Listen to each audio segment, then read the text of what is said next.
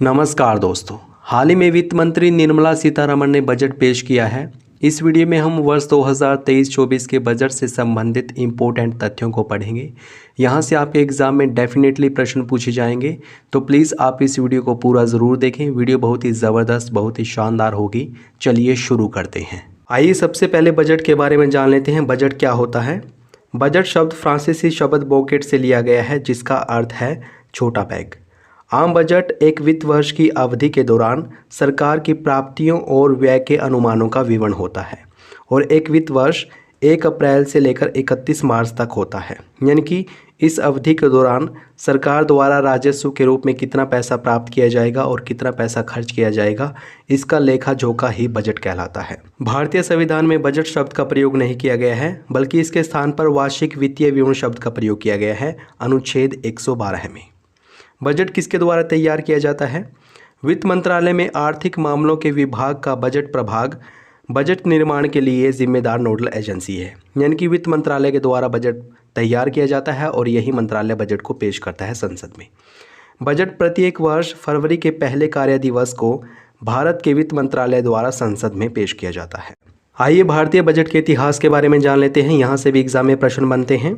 भारत का पहला budget east India company के जेम्स विल्सन द्वारा पेश किया गया था 18 फरवरी 1860 में। इसलिए जेम्स विल्सन को भारतीय बजट व्यवस्था का जनक कहा जाता है। लेकिन स्वतंत्र भारत का पहला बजट वित्त मंत्री आर के षणमुखम चेट्टी के द्वारा पेश किया गया था 26 नवंबर 1947 में। और गणतंत्र भारत का पहला बजट 28 फरवरी 1950 को पेश किया गया था जॉन मथाई के द्वारा। वर्ष 1958-59 में पंडित जवाहरलाल नेहरू आम बजट पेश करने वाले देश के पहले प्रधानमंत्री थे और इंदिरा गांधी वर्ष 1970 में बजट पेश करने वाली पहली महिला वित्त मंत्री बनी थी। उस समय वे प्रधानमंत्री थी और वित्त मंत्रालय भी उन्हीं के पास था। और उसके बाद निर्मला सीतारमण का नाम आता है। उन्होंने वर्ष 2019 में बजट पेश किया था और वे बजट पेश करने वाली दूसरी महिला वित्त मंत्री हैं। देश के पूर्व प्रधानमंत्री मोरारजी देसाई ने अब तक सबसे ज़्यादा बार बजट पेश किया है। मोरारजी देसाई ने 10 बार बजट पेश किया है। वर्ष 2017 से पहले रेल बजट और आम बजट दोनों अलग अलग जारी किए जाते थे, पेश किए जाते थे। लेकिन 2017-18 में पहली बार रेल बजट और आम बजट दोनों का विलय करके पेश किए गए। वर्ष 1924 में एकवर्थ समिति की सिफारिशों के आधार पर सरकारी वित्त से रेलवे वित्त को अलग कर दिया गया था। हमें यह भी ज़रूर याद रखना है कि पंडित जवाहरलाल नेहरू, राजीव गांधी और इंदिरा गांधी प्रधानमंत्री के पद पर रहते हुए इन्होंने बजट पेश किया था। यानी कि ये 3 व्यक्ति ऐसे हैं जिन्होंने प्रधानमंत्री पद पर रहते हुए बजट पेश किया था। सबसे पहले पंडित जवाहरलाल नेहरू ने पेश किया था। बजट 2021 भारत का पहला पेपरलेस बजट है, जो कि निर्मला सीतारमण के द्वारा पेश किया गया था। आइए देख लेते हैं बजट किस प्रकार से पारित किया जाता है संसद में। बजट को वित्त विधेयक के रूप में पेश किया जाता है और वित्त विधेयक केवल लोकसभा में ही पेश किया जा सकता है। बजट लोकसभा में पास होने के बाद राज्यसभा के पास स्वीकृति के लिए भेजा जाता है। यदि राज्यसभा इस पर 14 दिन के अंदर स्वीकृति प्रदान नहीं करती तो बजट को पास मान लिया जाता है और फिर वित्तीय वर्ष की पहली तिथि को बजट को पूरे देश में अप्लाई कर दिया जाता है। यानी कि बजट में जो भी प्रावधान किए गए हैं उन सबको अप्लाई कर दिया जाता है 1 अप्रैल से। अब आइए बजट 2023-24 की मुख्य बातों की चर्चा कर लेते हैं। ये आपके एग्ज़ाम के लिए बहुत ही ज़्यादा महत्वपूर्ण है। यहाँ से एग्ज़ाम में प्रश्न बन सकते हैं, आप इसको अच्छे से पढ़ना। वित्त मंत्री निर्मला सीतारमण ने बजट पेश करते हुए कहा कि महिलाओं के लिए महिला सम्मान बचत पत्र योजना शुरू की जाएगी, जिसमें महिलाओं को 2 लाख की बचत पर 7.5% का ब्याज मिलेगा।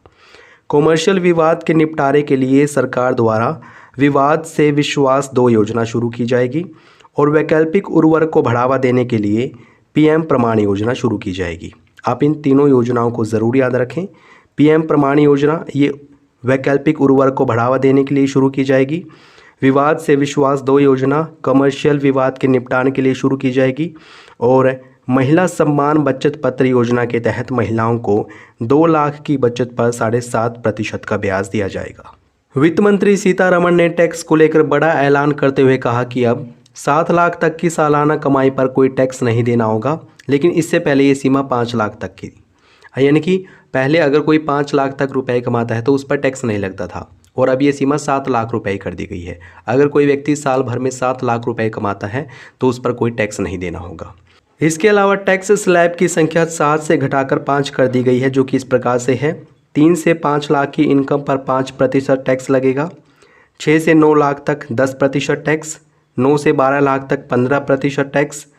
12 से 15 लाख तक 20% टैक्स और 15 लाख से अधिक इनकम पर 30% टैक्स लगेगा। आप ये तथ्य भी ज़रूर याद रखें कि वित्त मंत्री निर्मला सीतारमण ने 5वीं बार बजट पेश किया है। कारीगरों एवं शिल्पकारों को मदद देने के लिए पीएम विश्वकर्मा कौशल सम्मान योजना शुरू की जाएगी। पीएम विश्वकर्मा कौशल सम्मान योजना ये किन के लिए शुरू की जा रही है? कारीगर और शिल्पकारों के लिए। वित्त मंत्री ने कहा कि बागवानी परियोजनाओं के लिए 2200 करोड़ रुपए की रकम खर्च की जाएगी और उन्होंने कहा कि हम पर्यावरण की रक्षा के साथ ही विकास करेंगे और उन्होंने इसको नाम दिया है ग्रीन ग्रोथ। केंद्र सरकार प्रधानमंत्री कौशल विकास योजना 4.0 लॉन्च करेगी और युवाओं को अंतर्राष्ट्रीय अवसरों के लिए कुशल बनाने के लिए विभिन्न राज्यों में 30 स्किल इंडिया इंटरनेशनल सेंटर भी स्थापित किए जाएंगे। गोवर्धन स्कीम के तहत 500 नए सेंटर स्थापित किए जाएंगे और वरिष्ठ नागरिक खाता स्कीम की सीमा 4.5 लाख से बढ़ाकर 9 लाख की जाएगी। बजट भाषण में निर्मला सीतारमण ने कहा कि वर्तमान वर्ष के लिए हमारी अर्थव्यवस्था की वृद्धि दर 7% रहने का अनुमान है। याद रखें, हमारी अर्थव्यवस्था की वृद्धि दर कितनी रहने का अनुमान लगाया गया है? 7%। वित्त मंत्री ने कहा कि कृषि से जुड़े स्टार्टअप्स को प्राथमिकता दी जाएगी, जिसके लिए युवा उद्यमियों द्वारा कृषि स्टार्टअप्स को प्रोत्साहित करने के लिए एग्रीकल्चर एक्सीलेटर फंड बनाया जाएगा। वित्त मंत्री ने मिलेट्स की पैदावार में इजाफा करने का ऐलान भी किया है और उन्होंने मिलेट्स को श्री अन्न के नाम से संबोधित किया है। पीछे हमने पढ़ा था वित्त मंत्री निर्मला सीतारमण ने पर्यावरण के साथ विकास को ग्रीन ग्रोथ कहा है और मिलेट्स को श्री अन्न कहा है। वित्त मंत्री द्वारा बताई गई बजट की 7 प्राथमिकताओं में शामिल हैं समावेशी विकास, वंचितों को वरीयता, बुनियादी ढांचे और निवेश, अक्षमता विस्तार, हरित विकास, युवा शक्ति और वित्तीय क्षेत्र। उन्होंने कहा कि बच्चों और युवाओं के लिए नेशनल डिजिटल लाइब्रेरी भी स्थापित की जाएगी। पशुपालन, डेयरी और मत्स्य पालन पर ध्यान देते हुए कृषि ऋण लक्ष्य को बढ़ाकर 20 लाख करोड़ रुपए किया जाएगा।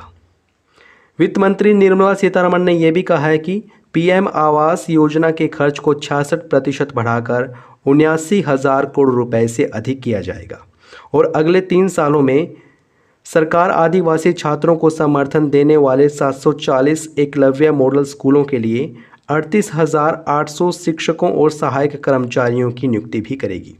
एकलव्य मॉडल स्कूल ये आदिवासी छात्रों के लिए स्थापित किए गए हैं और अगले 3 सालों में एकलव्य मॉडल स्कूलों के लिए 38,800 शिक्षक और सहायक कर्मियों की नियुक्ति की जाएगी।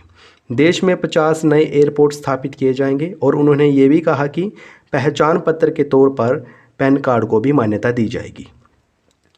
सीवेज सफाई मशीन आधारित करेंगे, यानी कि सीवरों की सफाई मशीन के आधार पर की जाएगी। आर्टिफिशियल इंटेलिजेंस के लिए सेंटर फॉर इंटेलिजेंस स्थापित किए जाएंगे और नगर निगम भी अपना बॉन्ड जारी कर सकेंगे, उनके द्वारा ये भी कहा गया है। अगले वित्तीय वर्ष में रेलवे के लिए 2.40 लाख करोड़ रुपए का प्रावधान किया गया है, यानी कि रेलवे बजट कितना रहा है अगले वित्त वर्ष के लिए? 2,40,000 करोड़ रुपए। अगले 1 साल तक मुफ्त आवास योजना भी लागू रहेगी, उनके द्वारा ये भी कहा गया है। पूंजी निवेश परिव्यय 30% बढ़ाकर 10 लाख करोड़ रुपए किया जा रहा है, जो कि सकल घरेलू उत्पाद यानी कि जीडीपी का 3.3% है। अब आइए बजट की स्टैटिक जीके का एक टेस्ट लगा लेते हैं। अगर आपने वीडियो को बहुत ही ध्यान से देखा है तो आप टेस्ट में धूम मचा देंगे। पहला प्रश्न है, भारतीय बजट व्यवस्था का जनक किसे कहा जाता है? इसका सही जवाब होगा ऑप्शन बी, जेम्स विल्सन को। जेम्स विल्सन को कहा जाता है भारतीय बजट व्यवस्था का जनक, क्योंकि इन्हीं के द्वारा पहला बजट पेश किया गया था। अगला प्रश्न है, निम्नलिखित में से किस मंत्रालय द्वारा बजट पेश किया जाता है? इसका सही जवाब होगा ऑप्शन ए, वित्त मंत्रालय। बजट कौन पेश करता है? वित्त मंत्री द्वारा बजट पेश किया जाता है। बजट तैयार करने का काम भी वित्त मंत्रालय का है। अगला प्रश्न है, किस वर्ष रेलवे बजट का विलय केंद्रीय बजट में किया गया था? इसका सही जवाब होगा ऑप्शन ए, वर्ष 2017-18 में रेलवे बजट का विलय केंद्रीय बजट में कर दिया गया। निम्नलिखित में से कौन सा बजट भारत का पहला पेपरलेस बजट है? इसका सही जवाब होगा ऑप्शन बी, बजट 2021-22 भारत का पहला पेपरलेस बजट था, जो कि निर्मला सीतारमण के द्वारा पेश किया गया था। अगला प्रश्न, स्वतंत्र भारत का पहला बजट किसने पेश किया था? इसका सही जवाब होगा ऑप्शन बी, आर के षणमुख चेट्टी। आर के षणमुख चेट्टी के द्वारा स्वतंत्र भारत का पहला बजट पेश किया गया था। महत्वपूर्ण प्रश्न है, आप इसे जरूर याद रखें।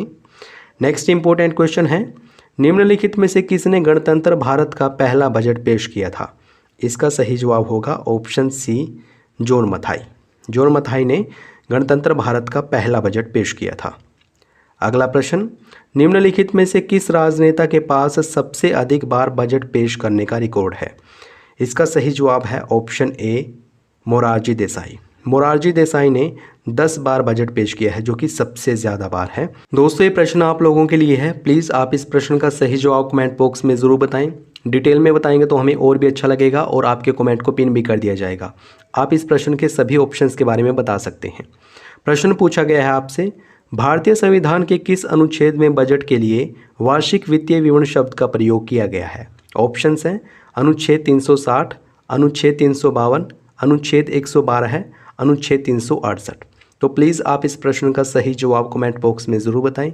वीडियो कैसी लगी है ये भी बताएं। अगर अच्छी लगी है तो प्लीज़ इसको लाइक और शेयर करना न भूलें। अगर आपने चैनल को सब्सक्राइब नहीं किया है प्लीज़ अभी सब्सक्राइब करें।